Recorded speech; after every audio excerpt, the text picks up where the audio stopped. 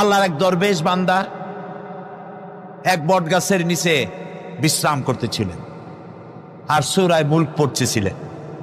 এই আয়াতের কাছে এসেছেন, হাল তারা মিন ফুতুর, দেখতে পাও কোনো ভুল? শুয়ে শুয়ে বলতেছে, আল্লাহ তোমার সৃষ্টি জগতে তো ভুল ধরার কোনো উপায় নাই, কেউ ধরতে পারবে না, তবে আমার চোখে একটা জিনিস বেমানান মনে হয়। ভুল ধরতে কারো ক্ষমতা নেই, একটা জিনিস আমার কাছে বেমানান লাগে। একা একা বলতেছে, সেটা হলো এই, তুমি তাল গাছ বানাইছো যেমন, তালও সেই রকম বড়, বেল গাছ যেমন বেলও বড়, নারকেল গাছ যেমন নারকেলটাও বড়, কিন্তু এত বড় বিরাট বট গাছ, ফল একেবারে এতটুকু এতটুকু, এইটা একটু বেমানান লাগতেছে। এই চিন্তা করতেছে দরবেশ সাহেব, হঠাৎ করে একটু বাতাস এসে গাছের ডাল আন্দোলিত হয়েছে, একটা আধা পাকা বটের ফল অনেক উঁচু থেকে ছিঁড়ে এসে দরবেশের নাকের উপরে পড়ছে, নাকটা জ্বলে উঠছে। দরবেশ সাহেব বলছে, আস্তাগফিরুল্লাহ, আল্লাহ এটা তো ফল না, এটা আমার চিন্তার জবাব। আমি চিন্তা করতেছি গাছ আনমান ফল হয় নাই, তাল গাছ যেমন ফল যেমন, বট গাছ যেমন ফল যদি ওই আকারে হইতো, ফলটা যে পজিশন নিয়ে আমার নাকে পড়ছে, এতে তো আমার নাকও যাইতো মাথাও যাইতো। সুতরাং আল্লাহ রাব্বুল আলামিন তার সৃষ্টি জগৎকে আপন কুদরত দিয়ে সুন্দর করে সৃষ্টি করেছেন। ভাগ্যবান তারা যে আল্লাহকে স্বীকার করে 5 ওয়াক্ত নামাজে আল্লাহকে সেজদা দেয়, সুবহানাল্লাহ।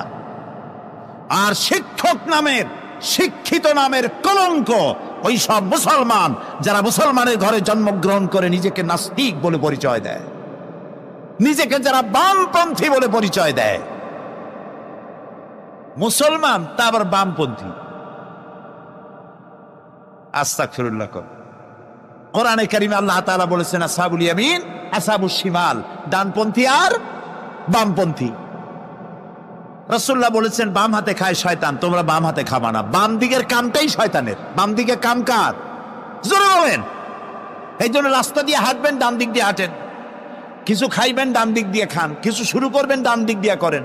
মুসলমানের কাজ সব ডান, ডানপন্থীদের নেতা পয়গম্বরেরা সব ডানপন্থীদের নেতৃত্ব দিয়ে আল্লাহ রাব্বুল আলামিন কিয়ামতের দিন ডানপন্থীদের নিয়ে আল্লাহর নবীরা জান্নাতে চলে যাবেন।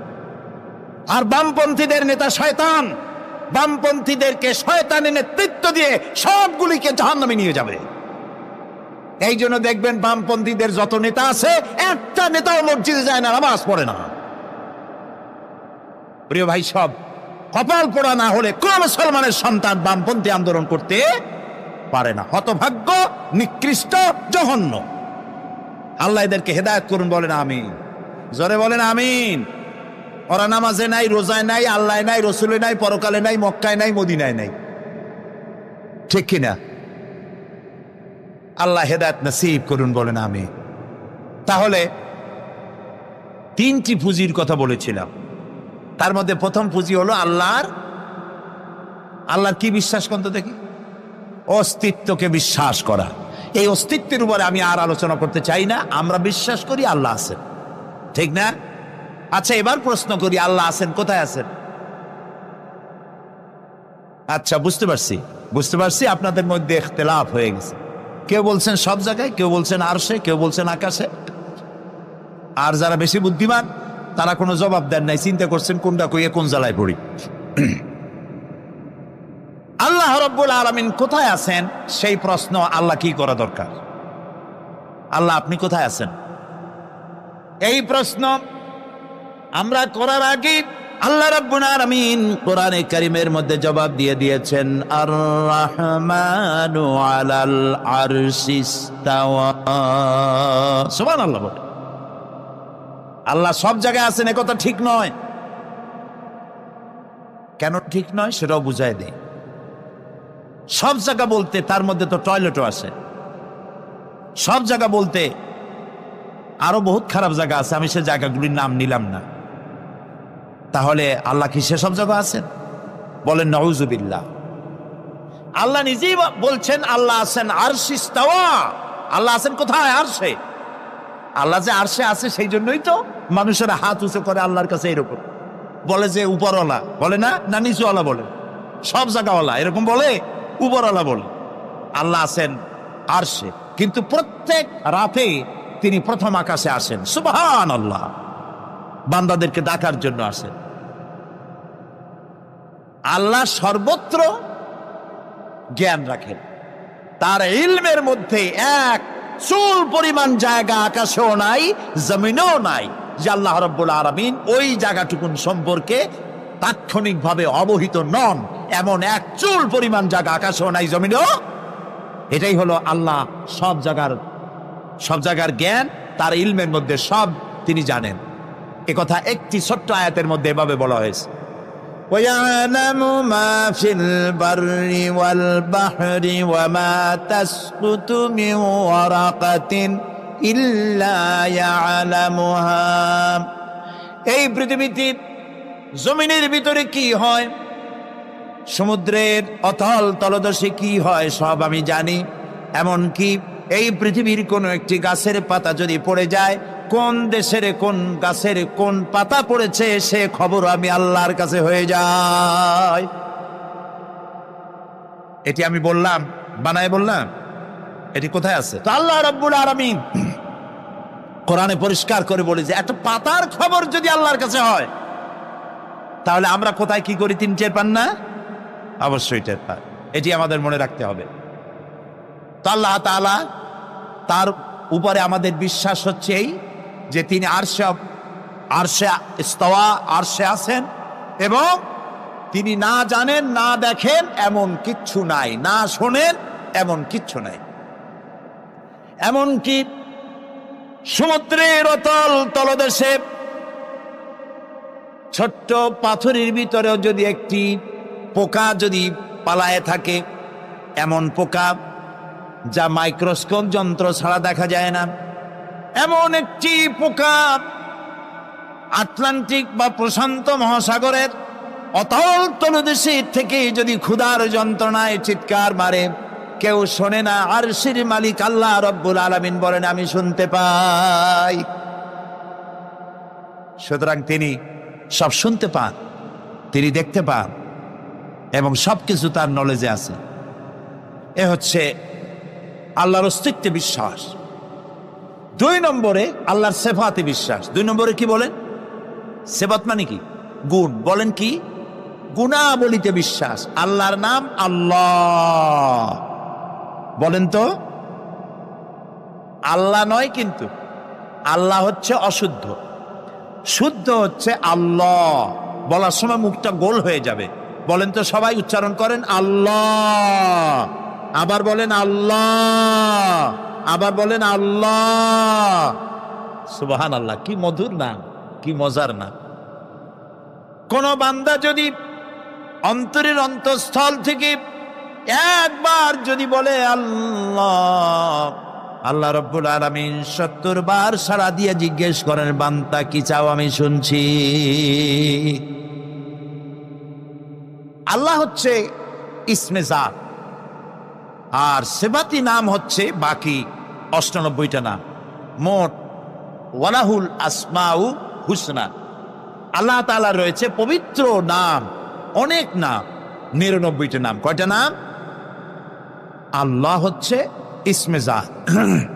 এই যে আমরা অনেক সময় খোদা বলি, খোদার কসম, খোদার কিরা, খোদা হাফেজ বলি না আমরা? এই খোদা শব্দ যতটা সম্ভব এই শব্দ উচ্চারণ থেকে বিরত থাকা উচিত, কারণ আল্লাহর 99 নামের মধ্যে খোদা বলে কোনো শব্দ নাই।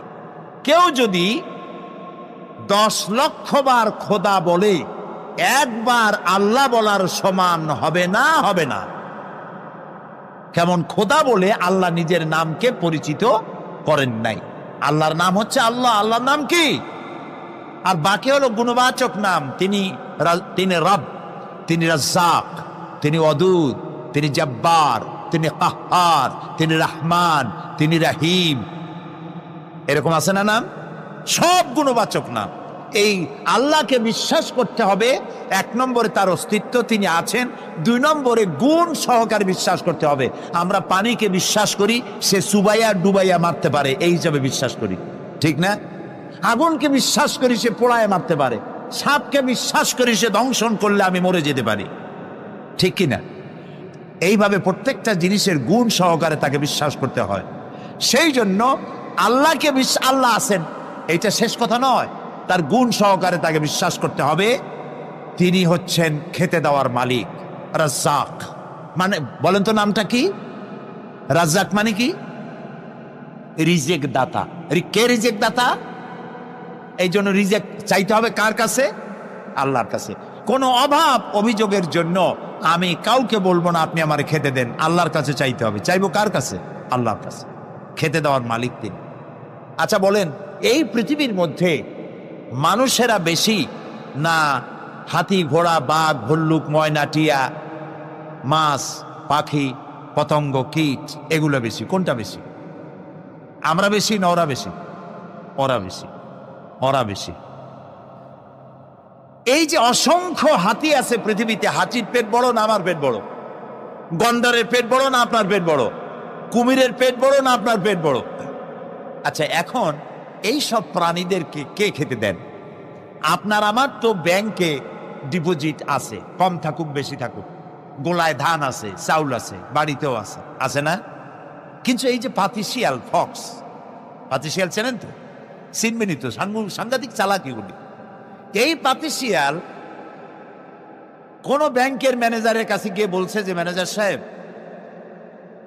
এখন তো পৌষ মাস, আমি 10টা মুরগি চুরি করে আনছি, আমার নামে একটা অ্যাকাউন্ট খোলে, বৃষ্টির সময় যখন আমি চুরি করতে পারবো না তখন এগুলি উইথড্র করে আমি আমার পেট বাঁচাবো। এই কথা বলে শিয়ালের নামে, বাঘের নামে কোনো অ্যাকাউন্ট আছে ব্যাংকে? কোরআন শরীফে আল্লাহ তাআলা বলছেন এমন অনেক প্রাণী আছে পৃথিবীতে যারা তাদের রিজেক সংগ্রহ করে রাখে না। আল্লাহ বলেন আমি আল্লাহ তাদেরকে রিজেক দেই। কে দেয়?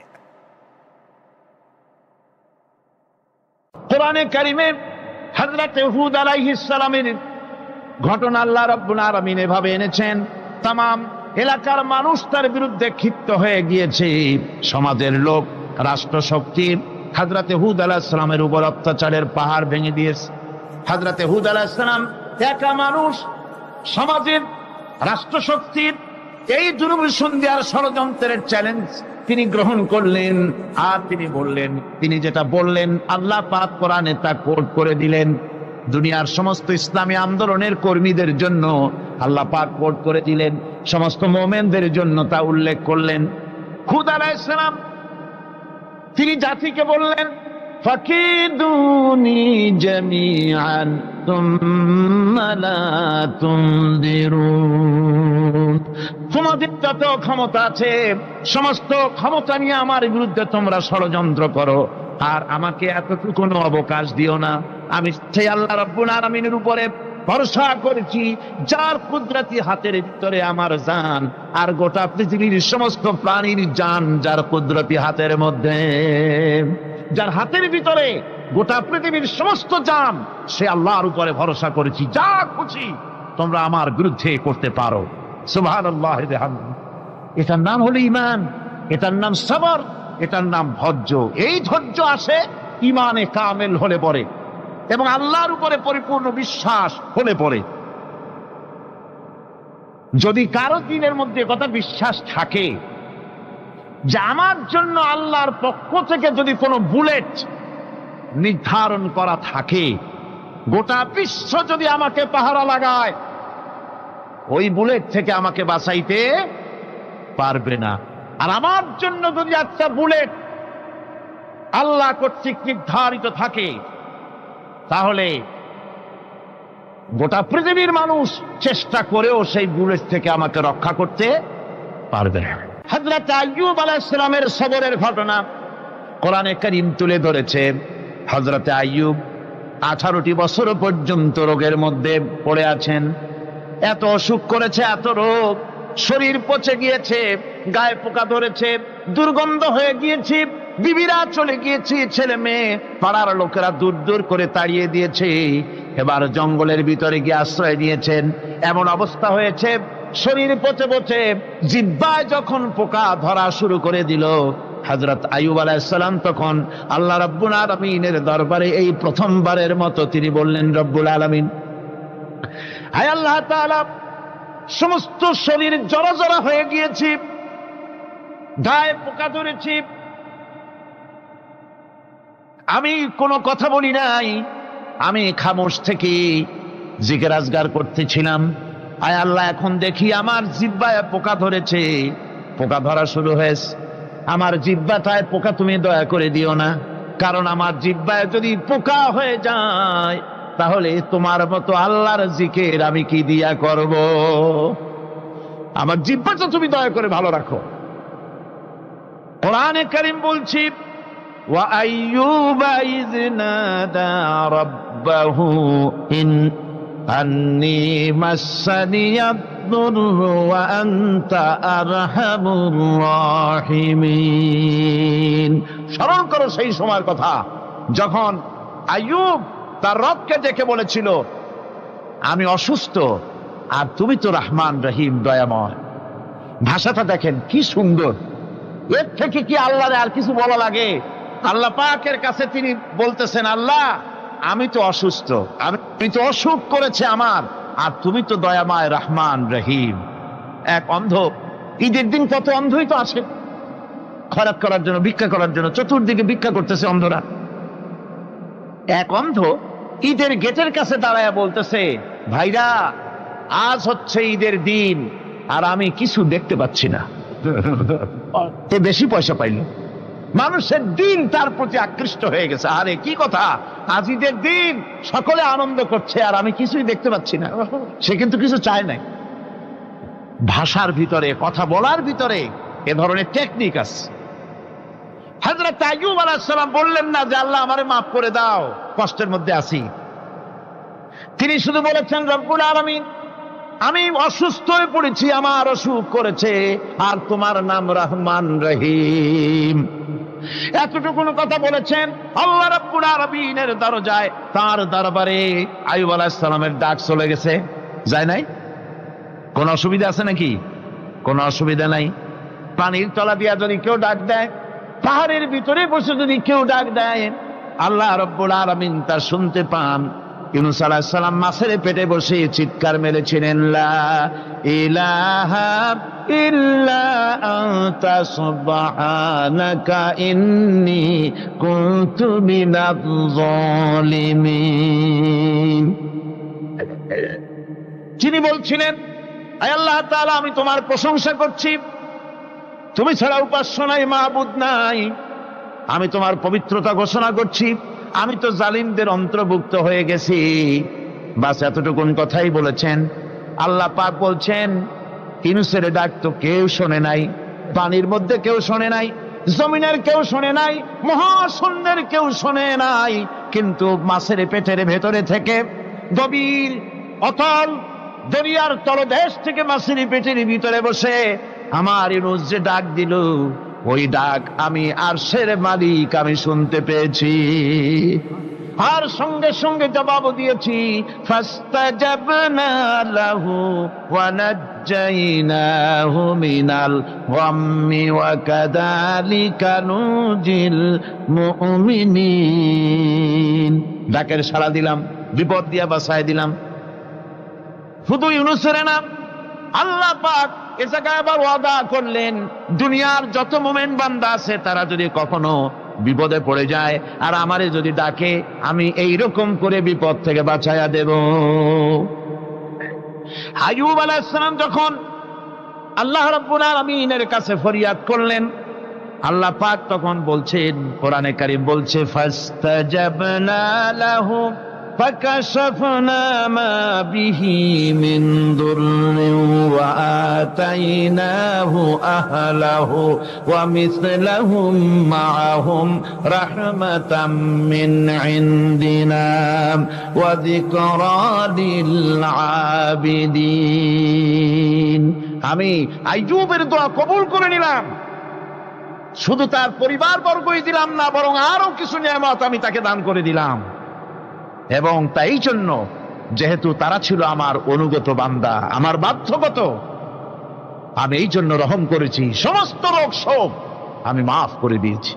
আমাদের সামান্য একটু জ্বর হয়, যদি 2-3 দিন জ্বর হয়েছে, জ্বর ছাড়ে না, বলে যে এত ভালো ভালো কাজ করি তারপর আমার এত জ্বর হওয়া লাগে। অমুকরা এত পাপ করে, তা তো কিছুই হয় না। খালি আল্লাহ আমার চোখে দেখলো, আমার বউর অসুখ, আমার অজুমুড়ি সারি না। ভাইরা, আপনি ঠিক পান না যে কি গুনাহ আপনি করেন? কোরআনে কারীম বলছি, وَمَا أَصَابَكُم مِّن مُّصِيبَةٍ فَبِمَا كَسَبَتْ أَيْدِيكُمْ وَيَعْفُو عَن كَثِيرٍ। যত বিপদ তোমাদের উপর আছে সব দুই হাতের কামাই করা। আর আমি তো অনেকগুলো ক্ষমা করে দেই। তোমরা যত পাপ করো, আকাম করো, সবগুলির শাস্তি যদি দুনিয়ায় দিতাম, শ্বাস করার সময় পেতে না। অসুখ হলেই অধৈর্য হয়ে যেও না, ধৈর্য ধরো। আল্লাহ পাক বলেন, শুধু আইয়ুব নয়, ওয়া ইসমাঈল ওয়া ইদরিস ওয়া যাল কিফলি কুল্লুম মিনাস সাবিরিন। এইভাবে করে ইসমাঈল, ইদ্রিস, জুলকিফল সবাই ছিল ধৈর্যশীল। জোরে বলেন সুবহানাল্লাহ। ধৈর্যের চরম পরাকাষ্ঠা ছিলেন তিনি। কোরআনে কারীম নবীদের এই কথাগুলি আমাদের শোনাচ্ছেন। হযরত ইয়াকুব আলাইহিস সালাম, কলিজার টুকরা সন্তান হযরত ইউসুফ আলাইহিস সালামের জন্য তার মনটা পাগল ছিল। এত সুন্দর করে আল্লাহ তারে বানাইছিলেন, এত তিনি ছিলেন সৌন্দর্যের পিরামিড, যারে দেখলে চোখ ফিরানো যায় না। এমন সুন্দর সুপুরুষ, যারে দেখি সেই যুগের সুন্দরী যুবতী মেয়েরা রূপের মোহে পড়ে নিজেদের আঙ্গুলগুলি কেটে ফেলে দিয়েছিল। রূপের মোহে এমন অবশ হয়ে গেছে, আঙ্গুল কেটেছে, হাত কেটেছে, টের পায় নাই। আবার ভুল বুঝবেন না, দুনিয়ার সেরা সুন্দর পুরুষ ইউসুফ আলাইহিস সালাম, তা কিন্তু রাসূলের চাইতে বেশি নয়। হযরত উম্মুল মুমিনিন আয়েশা রাদিয়াল্লাহু তাআলা আনহা তিনি বলেছেন, যেই সব সুন্দরী রমণীরা ইউসুফ আলাইহিস সালামকে দেখে রূপের মোহে পড়ে নিজেদের আঙ্গুলগুলো কেটে ফেলেছিল, ওরা যদি আমার হাবিবকে দেখতো, ওরা যদি আল্লাহ রাসূলকে দেখতো, তাহলে হাত কাটতে কাটতে কোন ফাঁকে যে কলিজা কেটে ফেলে দিত, ওরা টের পেত না। আবার বন্ধুগণ, হযরত আইয়ুব আলাইহিস সালাম সন্তানের মায়া, অন্যান্য ভাইরা হিংসায় পড়ে গেল, তারা নিয়ে তাকে কুয়ায় ফেলে দিল। সেখান থেকে তারা একটা ছাগল বা কোনো পশু জবাহ করে তার রক্ত মাখাইয়া জামা এনে হাজির করে দিল হযরত ইয়াকুব আলাইহিস সালামের সামনে, যে তারে নিয়ে খেলা করতে গিয়েছিলাম, আমরা খেলায় লিপ্ত ছিলাম, বাগে খাইয়া ফেলাইছে। এগুলি কি গপ্প? এগুলি কি কোরআন? আল্লাহ পাক শোনাচ্ছেন, বিশ্ববাসীকে শোনাইছেন। সূরা ইউসুফের চাইতে এত সুন্দর উপাখ্যান গোটা পৃথিবীতে আর নাই। সুবহানাল্লাহ। অনেকে ইউসুফ জুলাইখার কেসা খুব মজা করে পড়ে, ফুর্তি করে, প্রেমের গল্প পড়ে। এটা কোনো প্রেমের গল্প নয়। ইউসুফ আলাইহিস সালাম, জুলাইখা ইউসুফ আলাইহিস সালামের জন্য কাঁদতে কাঁদতে চোখ কানা হয়ে গেছে। এরপর ইউসুফ আলাইহিস সালাম জুলাইখারে পাওয়ার জন্য পাগল হয়ে গেছে। নাউজুবিল্লাহ, এটা হয়নি কখনো। তিনি আল্লাহর পয়গম্বর। আর আল্লাহ কেমনে তারে বাঁচিয়েছেন? যখন জুলাইখা ঘরের ভিতরে সুন্দর করে যৌন উন্মাদনামূলক চিত্র অঙ্কিত করে ঘরের মধ্যে আটকায় দিয়েছে, তালা লাগায় দিয়েছে, আর নিজে যৌন দীপক কাপড় চোপড় পরেছে না পরার মতোই। সে যুগের সুন্দরী মেয়ে জুলাইখা। তার কুপ্রবৃত্তিকে চরিতার্থ করার জন্য আহ্বান করা হয়েছে। হযরত ইউসুফ আলাইহিস সালাম লক্ষ্য করে দেখলেন, এমন জায়গায় এখান থেকে পালাবার তো পথ নাই, দরজা বন্ধ করে দিয়েছে। তিনি শুধু তখন কেবলমাত্র আল্লাহ রব্বুল আলামিনকে ভয় করলেন। আল্লাহকে ভয় করে আল্লাহর নাম নিয়ে যখন তালাবদ্ধ দরজার দিকে দৌড় দিয়েছেন, আল্লাহ রব্বুল আলামিন আপন কুদরতে তালাগুলি খুলে দরজা তার জন্য উন্মুক্ত করে দিলেন। ইউসুফ আলাইহিস সালামকে ফালাই দিয়ে এভাবে করে কাপড় এনে দিল তার সামনে। রক্তমাখা কাপড় পেয়ে হযরত ইয়াকুব আলাইহিস সালাম সন্তানদের মুখে কাহিনী শুনে তিনি কি বললেন? কোরআনে কারীম তা কোট করেছে। তিনি চিক দিলেন না, ফাল দিলেন না, ফিট হয়ে পড়লেন না। তিনি বললেন, কলিজার টুকরা সন্তান তার মরার খবর শুনেছেন? তিনি বললেন কি?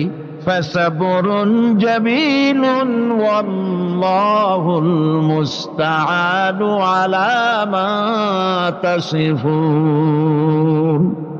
আমি উত্তম সবর অবলম্বন করব। তোমরা যে কাহিনী রচনা করেছো এর বেলায় আমি আল্লাহর কাছে সাহায্য চাই।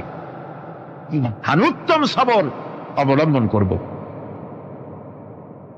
আমার ভাইয়েরা, 11 ভাই মনে করেছিল ইউসুফ আলাইহিস সালামকে মরণ কুয়ায় ফালায় দিছি। তারা তো ঠিক পায় নাই এটা মরণ কুয়া না, এটা হচ্ছে একটা সুড়ঙ্গ, যাকে ইংরেজিতে বলে টানেল।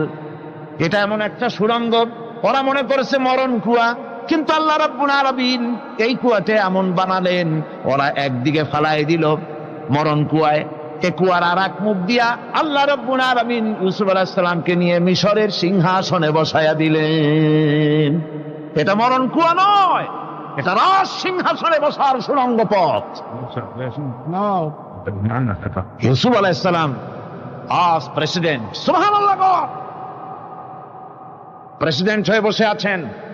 ওদিকে কেনানে অভাব লেগে গেছে, সেখানকার মানুষেরা সাহায্য নিতে এসেছে, ওই 11 ভাইও আসছে। হযরত ইউসুফ আলাইহিস সালাম দেখেই চিনে ফেলেছে, ওরা কিন্তু তখনও ঠিক পায় নাই। হযরত ইউসুফ আলাইহিস সালাম চিনে ফেলেছেন। এখন কি করা উচিত? সবগুলাকে ঠ্যাং উপরের দিকে উঠাইয়া তারপরে সমানে ধোলাই দেওয়াই তো স্বাভাবিক ছিল, আমাদের মতো মানুষ হইলে, ঠিক কিনা? ঠিক তো বলবেনি, অভ্যাস তো এটাই। হযরত ইউসুফ আলাইহিস সালাম তাদের সামনে পরিচয় দিলেন। তারা যখন বুঝতে পারল, লজ্জায় তাদের মাথা হেট হয়ে গেল। হযরত তার এক তো লজ্জা, আর 2 নম্বরের ভয়, জান নিয়া কেনানে কেউ ফিরে যাইতে পারবো না। এখন অবস্থা হয়েছে যে জীবনই যায় নাকি এখানে। হযরত ইউসুফ আলাইহিস সালাম ভাইদের এই করুণ দুরবস্থা বুঝতে পারলেন, বুঝে চরম ধৈর্য ধরে তিনি কি বললেন? তিনি বললেন, লা তাসরিবা আলাইকুমুল ইয়াউম। ও ভাইরা, তোমাদের বিরুদ্ধে আমার কোনো পাপ নাই, দুঃখ নাই, বিদ্বেষ নাই, হিংসা নাই, আল্লাহর রাস্তে মাফ করে দিলাম। আল্লাহু আকবার, সুবহানাল্লাহ। এর নাম পয়গম্বর। এর নাম কি? পয়গম্বর। কিসের লেনিন, কিসের মার্কস? জওয়ানেরা, ভুল পথে মানুষ চলেছিল, আলহামদুলিল্লাহ আল্লাহ এগুলারে ডাস্টবিনে ফালায় দিছে। কারণ আলহামদুলিল্লাহ, আলহামদুলিল্লাহ। পয়গম্বর কারে বলে? কারে বলে পয়গম্বর? কি চরিত্র! রাসূল করিম সাল্লাল্লাহু আলাইহি ওয়াসাল্লাম তাকে একজন সাহাবী বলছিলেন, হুজুর বলছেন এই কামটা করলা না কেন?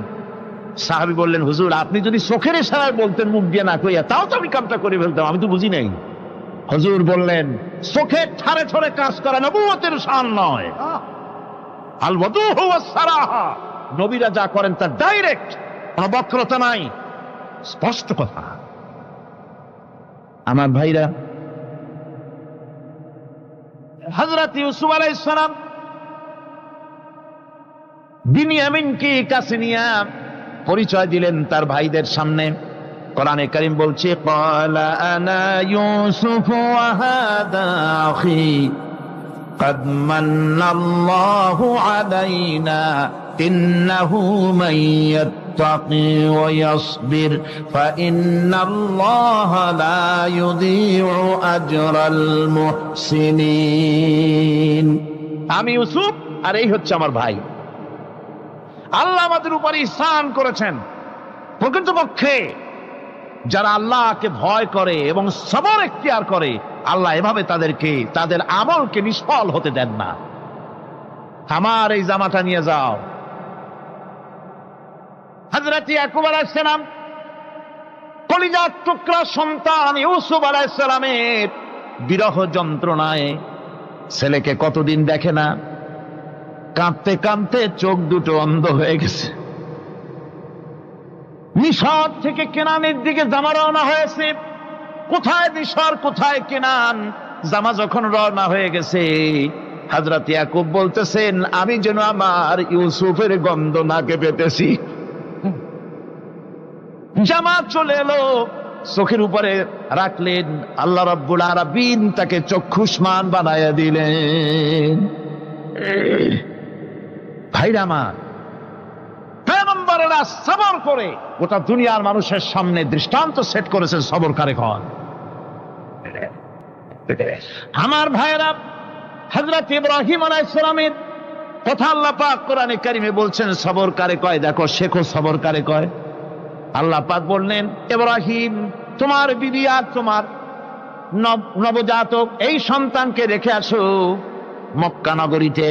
তিনি চলে গেলেন, সেখানে ঘর নাই, বাড়ি নাই, কিচ্ছু নাই, চতুর্দিকে ধুধু বালু আর মরুভূমি।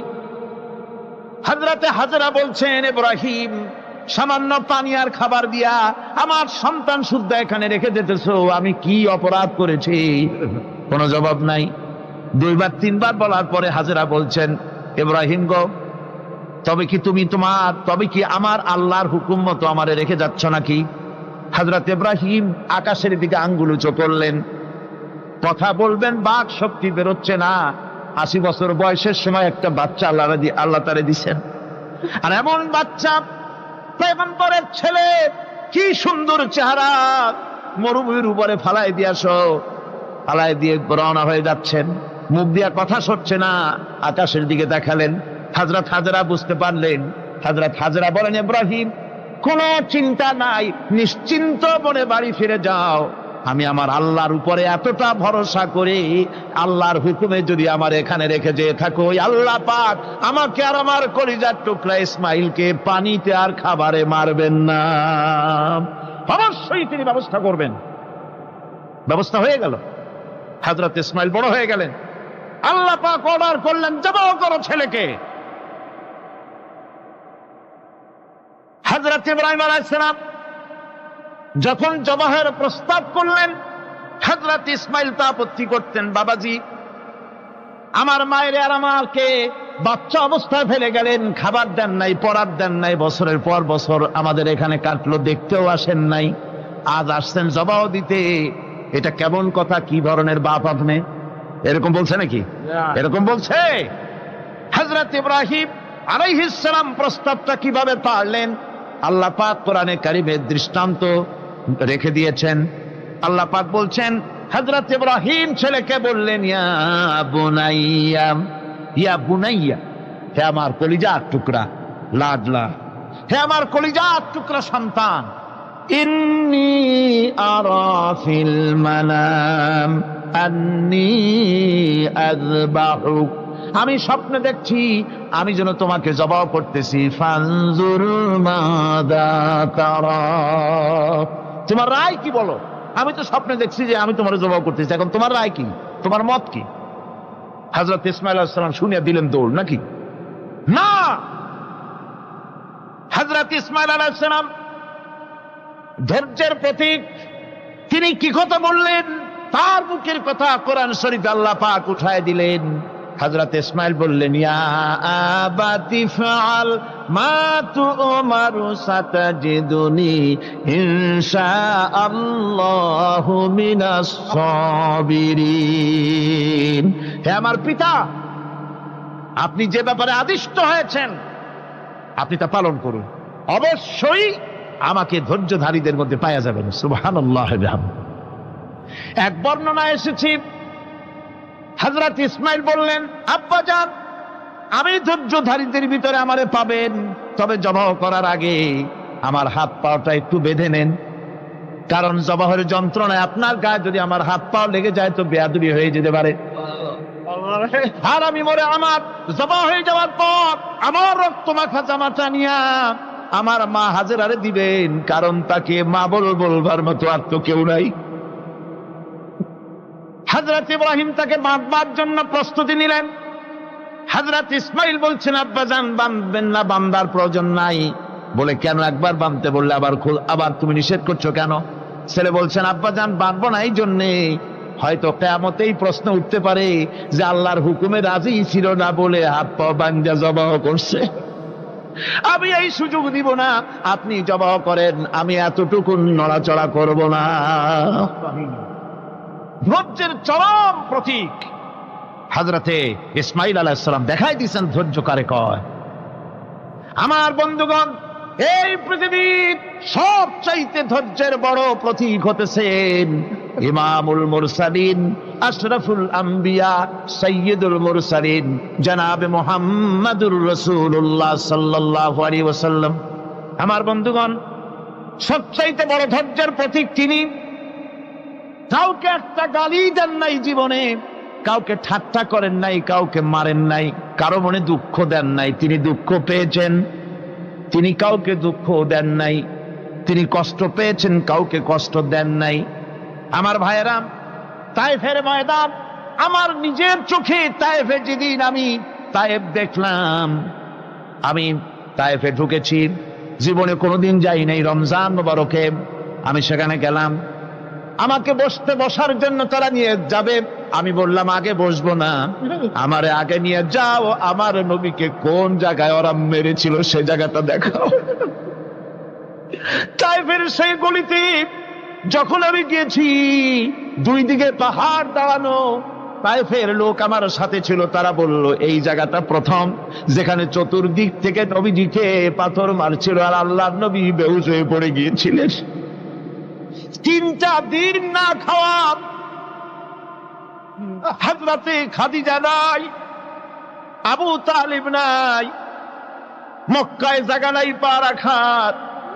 নবীজি 3টা দিন ঘুরলেন। নেতারা বলল তুমি যদি নবী হবে তো এতিম হলে কেন? আল্লাহ নবী বানাবার জন্য কি একটা ধনী মানুষ পায় না? তোমার মতো এতিম আর গরিবের নবী বানাইলো কেন?